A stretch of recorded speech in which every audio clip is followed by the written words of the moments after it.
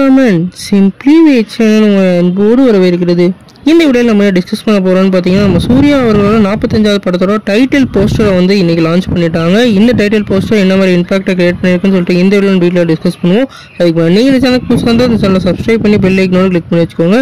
வாங்க நம்ம வீடியோக்குள்ளே போகலாம். நம்ம சூர்யா 45 வந்து நம்மளோட ஆர்ஜே பாலாஜி டைரக்ஷனில் நம்ம சூர்யா அவர்கள் ஈடுள்ள ப்ளே பண்ணுறாங்க. இப்போ இந்த படத்துக்கு வந்து கருப்புன்னு சொல்லிட்டு டைட்டில் வச்சுருக்காங்க.